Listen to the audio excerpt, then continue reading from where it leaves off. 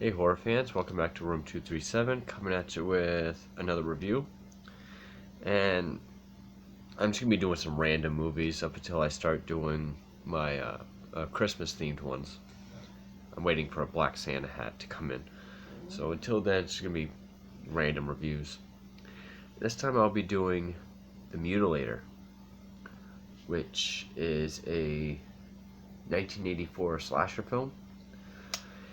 It's a slasher film that I've always known about, but I've never actually seen until now because I've never been able to find it unless it's the Arrow Blu-ray, which is quite pricey. So it's something I've always wanted to see, never got around to it until now. It's on YouTube. Definitely go check it out.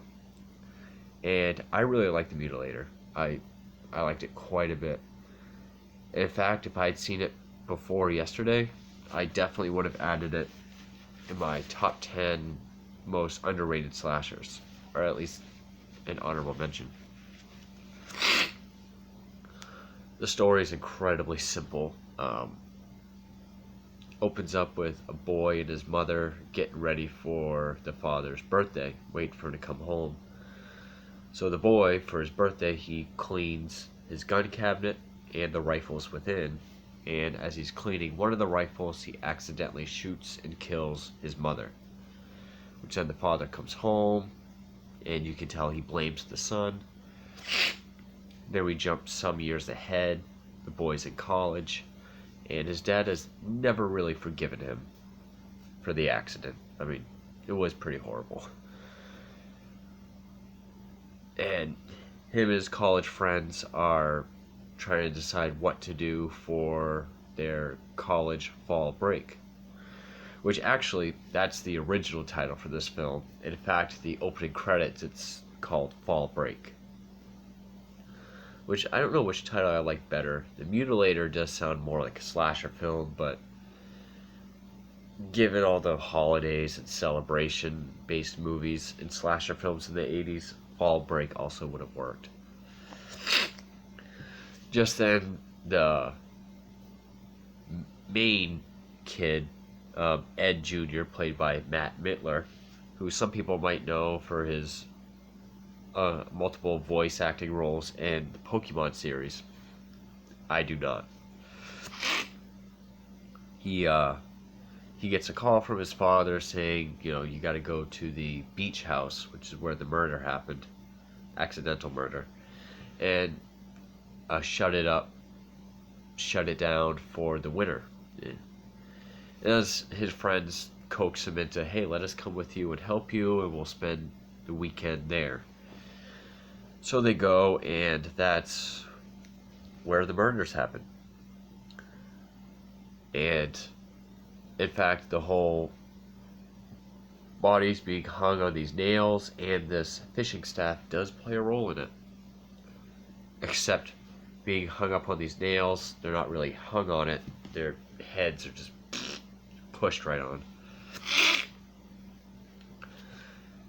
The movie was made for like an estimated $1 million. You can definitely see the budget. But even, it's still got great gore effects. It's not incredibly gory, it's not like The Prowler or Friday the 13th. But it's still got good effects. Even the acting by nobodies isn't that bad. Because you got 6 main characters. It's all 3 couples. One of which, the girl that gets drowned while skinny dipping, is played by Claude Raines, who is the niece of the great Claude Raines, the Invisible Man himself. And I do enjoy the kills in this. Like, at first it feels really slow. Like the first 35 minutes or so is just them playing around in the beach house. Which, when they get there, they see that a battle axe has gone missing, and the son notices it. But the battle axe did go missing. The dad, Big Ed, has it, and it plays. It's kind of like his main weapon is what we see the most. But like the first 30-35 minutes is just the characters being characters, and then we get the murders, which is typical slasher fare, especially for like, like hour and a half movie. Which the first kills we see is, it's like this closed in pool area. This one couple, they're skinny dipping together. And I thought this was incredibly, at first I was like, okay, that's like the most convenient thing I've ever seen. Which at first I was thinking, well, this is YouTube. I hope this isn't a completely watered down, edited version. But right before the girl, Frances Raines, gets killed, she's floating on her back and you see her completely naked. And I was like, well, if that's on YouTube, they gotta have the freaking gore. And they do. And I like how this kill was done. She's floating on her back. We see a close-up of like her head. And in slow motion, we just see these two hands come up, like wrap around her face and just pull her under. With cool music. You got cool music throughout the whole film. Very stylized. But that's really the only stylized kill, I guess. Well, no, the next one isn't that bad. But he like pulls her under as the boyfriend is still swimming.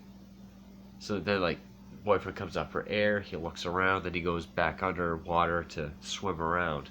Then that's when the killer pulls her out and leaves the pool area. And then when he's out, that's when the boyfriend comes up. And I'm like, well, that was incredibly convenient.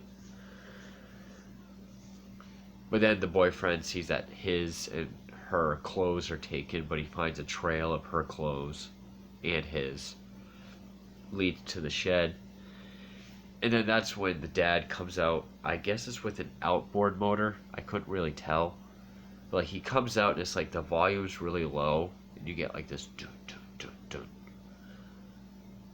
But then like when he starts screaming, that's when the volume comes up. And I mean, he's all shredded up. Looks pretty decent. And then there's these big nails sticking out, so he just takes their heads and hangs them there.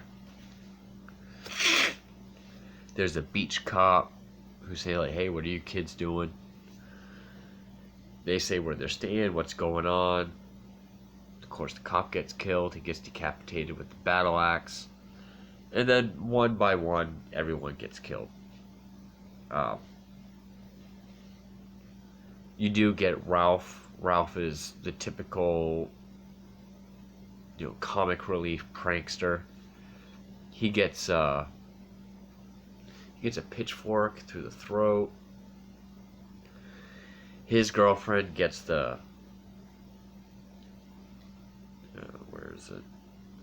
She's the one that gets the fishing staff. He like lays her on a table and he sends it right through her groin, like through and out the top, and kind of picks her up with it. I was like, holy shit. Then he decapitates her. And then we're just left with the last couple, the son and his girlfriend.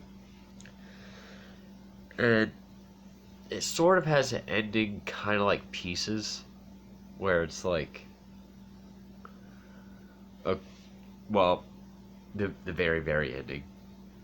Like, of course, he's trying to get through the roof of the car won't start. And then I thought this was kind of funny. Cop car pulls up, they're screaming. Cop sees him, starts walking towards him. The dad, the killer, is climbing out the back of the car, which I also like this effect. He's trying to reach through the top, grabs the son, and the girlfriend grabs the cigarette lighter and like drags it across his hand to get good burn effects. Then she throws the car in reverse against a stone wall, even though the cops are coming. And then the cop just comes up and he's like, pull forward. And it actually cuts him in half. He's like, you hear the he's all in half. Cop goes to check on him, and then he's still alive. He takes the axe, cuts the bottom of his leg off. But then he dies. And that's the end of the movie. And it ends with, well, we see the kids in the hospital, but then it ends with outtakes. I'm like, That's a nice tonal shift. But, I thought The Mutilator was, yeah, the first half hour was kind of slow, but, usually slasher films, the first half hour is just the characters. But, once it got going, I did have a problem with the low budget acting. I thought the kills were really well done, and the effects, it had good enough effects. And I just really enjoyed this movie.